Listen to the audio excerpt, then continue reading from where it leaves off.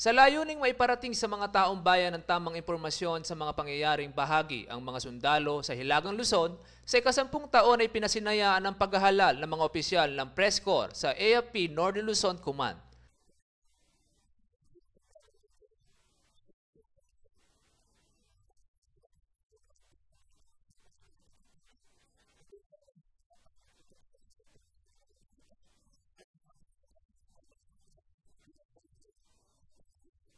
Upang wag mag-alinlangan sa bawat isa, ang press corps na ito ang magsisilbing kapit-bisig ng NOLCOM anuman ang ginagawa ng sandatahang lakas sa bayan.